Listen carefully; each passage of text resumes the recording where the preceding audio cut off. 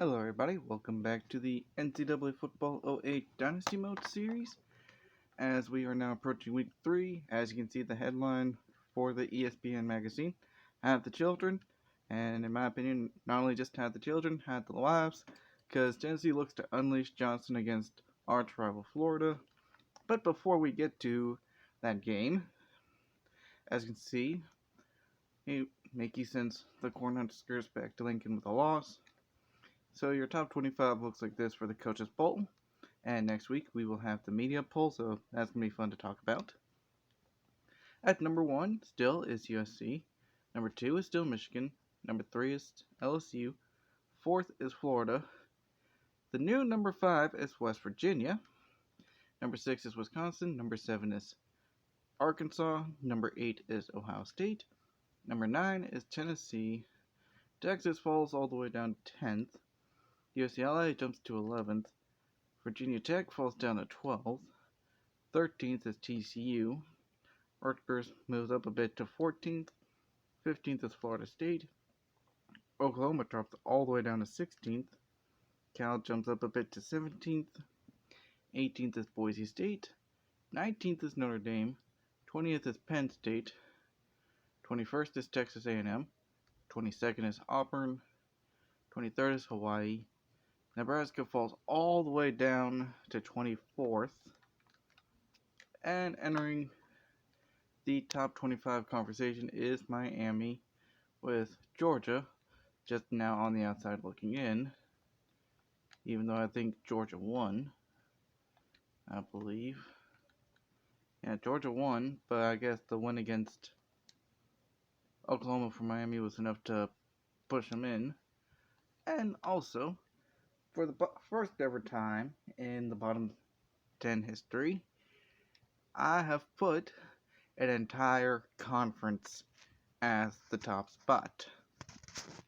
The entirety of the Sun Belt is the top spot, because they are a combined 1-15. But the only win was Florida Atlantic over Middle Tennessee State. And it's the worst conference in the game so far. So they are 0-14 against non-conference opponents. And honestly, this saved me a good bit of time of just trying to be like, let's see, which team's bad? They're all bad right now. But it's early in the year. Somebody's going to win this conference, I can tell you that much. Let's see who will be throughout the year. But for regular teams, number 2 is Baylor. They're the only school in the Big 12 without a win. And for proof, no, not that. There we go, yeah. See, you got 5 undefeated from Texas A&M down to Texas Tech. Colorado on down to Texas are all at 500. And Baylor's the only one without a win. I mean, they've got 21 points a game, which is kind of decent, but they've allowed 55 points, which comes out to 27.5 points per game. So it's not like they're losing horribly, It's just, they need to get something going on both sides of the ball, really, so that way they can be able to claim some victories. But they will be able to claim one, because this week they're going against Texas State, which in this game they are an FCS school. So they'll finally get a win at least. And now for number 3, we are traveling over to Conference USA and talking about Marshall, because they have scored 18 points through these 2 weeks. Only 18 points. And just 7 against West Virginia last week. I mean, granted, it's West Virginia, but still, They're lucky they're going against New Hampshire this week. But they've already allowed nearly 100 points already. And, okay, both of their quarterbacks are injured. So who is their starting quarterback now? So let's see. Thankfully, I already have this like so. Marshall. Nick Graves, a freshman out of Marion, Ohio. 68 overall. Marshall, you may be staying in the bottom 10 for a bit after a while. So, yeah. At number 4, though, because I didn't even see that entry when I made the script, you know. At number 4, we have ourselves. I mean, we got a couple of choices here. You got Buffalo, you have Akron, which they're on here at number 9, though. But you see, they've had 2 rough weeks, though, going against number 11 Ohio State, and and I'm pretty sure they faced another tough team in week number 1. I mean, I'm giving Akron a little bit of the benefit of the doubt, because they went up against a couple. Well, they went against. Oh no, that's. Army, yeah, they had to stop the Army triple option first time around, which stopping the triple option, unless you have a good strategy, isn't that easy to do. And then, of course, week number 2, went up against Ohio State. They at least managed a touchdown. I'll give them credit on that. They managed a touchdown. But we're not here to talk about Akron just yet. We're going to go to Bowling Green, though, because they've only got 14 points and allowed 79. They need to get something going quick if they really want to be able to go football bowling. If not, they'll be at the bowling lanes at the end of the season. And they're going against Temple, who got a win last week. Yeah, but Temple actually got a win against Buffalo. Now they're going. Well, they got a bye week, actually. Bowling Green's got themselves a bye week this week. So, yeah, take advantage, practice, learn what you can. And at number 5, I just put them here because I'm so used to putting them on the list. It's San Jose State.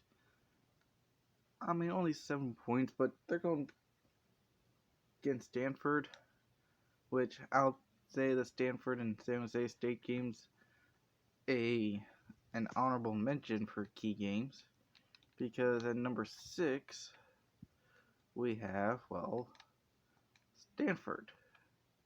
And yes, I could have put Washington State.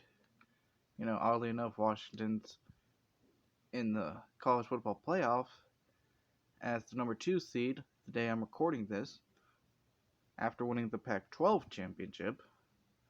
So, kind of shows you how far the program has gone from being this bad to being a conference-winning champion in the last year of the Pac-12 and being in the college football playoff nowadays.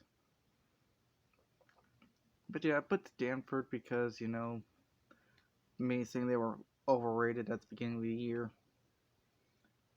Yeah. I mean, they should win against San Jose State, but, you can never tell with college football, and why did I back out? And number 7, though, we're traveling back over to Conference USA for, well, that works, UAB. They may have only 24 points, but I'm putting here because they're already depleted by injuries. You lost your free safety for 11 weeks, you lost a cornerback for 2 weeks, your middle linebacker for 6 weeks, and your defensive end for 11 weeks. That defense is going to get punished the next few weeks. And the offense, by the looks of it, ain't helping either. Your offensive leader, Smith, having 2 touchdowns and 6 picks. Next, and your running back has yet to score a touchdown. Yeah. Oh, and also your top receiver not even having 100 yards yet. Yeah. Luckily you're going against Alcorn State this week, so at least you'll get a win. I hope they don't get any more injuries, because then that's going to be a longer list. But yeah, we'll stay in Conference USA because the next team is Houston. They did have their bye week, and now they're starting their season their conference opener against Tulane. And the only reason why I have them here is, of course, them having been the only team to not have a single point.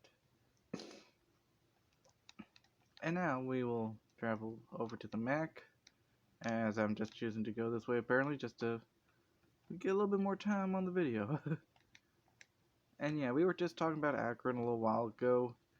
You know, they had 9 points against Army, 7 points against Ohio State. And by the looks of it, their touchdown was a defensive touchdown. But yeah, they've got Indiana next. And they're in the realm of this world, I like to say, an easier opponent. Maybe able to get a win, maybe not. Only one way to find out. But the Hoosiers are already 2-0, so they're building momentum. And the last team is BYU. I mean, they're falling from the rankings, especially after losing to UCLA. I mean, they've been scoring points, though. Having 58 through 2 weeks. But they've allowed 90 points. So, yeah. They've got Tulsa next, which I think this is going to be one of them games that's happening this week.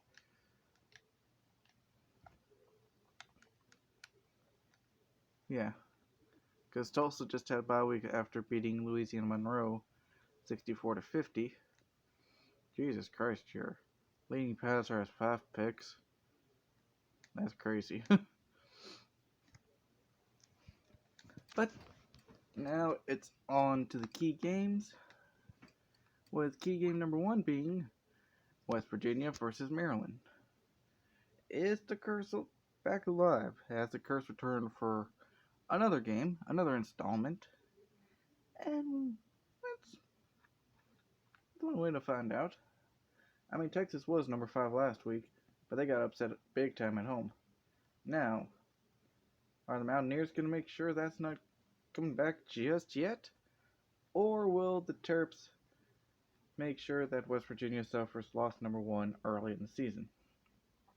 The people at College Park are planning on showing up for this Thursday night showdown against their team's biggest rival, and in front of 51,500 fans.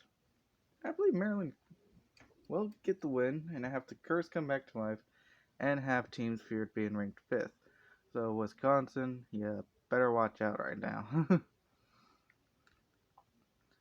And the next one is a game I'm kind of looking forward to talking about a little bit, because I get to actually talk about the number 1 team in the nation. And here we go. A nice battle between USC and Nebraska. The Trojans had a bye week last week and are well rested for a match in Lincoln against a Cornhuskers team that fought hard to try to win but came up short in overtime. Nebraska's looking to pull off the upset at home, having been battle tested against Mickey last week, but will the game and the experience gained be enough to topple the best team in all of college football right now? I think so. I mean, yeah, you look at the stats, it's not the best. But at the same time, though, like, USC, they beat Idaho, had a bye week, and now they're going up against a tough opponent. Meanwhile, Nebraska started off with a week number 1 win against Nevada. Also an easy win right there. And then, of course, we just talked about what happened in the review episode with Mickey. So, yeah, I think with them being battle tested, I believe so. And I think the Cornhuskers will pull off the upset at home in the Sea of Red. And, with the cover for the week being this game, like I said, the San Jose State and Stanford game, I put as an honorable mention. I mean, it looks like just stat-wise Stanford's going to win, but you never know with San Jose State. It could be resilient and come and upset Stanford at home. But number 3 for my key games is this one right here. Number 9 Tennessee and number 4 Florida. Like the magazine cover says, had the kids, had the wives, this is going to get pretty ugly. But this is normally a battle for SEC East rights. But with me having to put McNary Central in a conference, that's about kind of dampens this rivalry game a bit more. But pride's always a big thing when it comes to rivalry games. It's a top 10 matchup in the swamp, and you know everybody's going to be watching this game. The Vols already beat a ranked team in Cal in week 1, and Florida's been taking it easy with wins over Western Kentucky and Troy. Teams not really known for being good at football. But I believe the more battle-tested team will win this one in a close one, as Tennessee will be able to win and pull off the upset with the Gators, missing their top running back due to injury, and a starting linebacker due to disciplinary actions. Yeah. And you see this game kind of intrigued me a little bit. Because another rivalry game.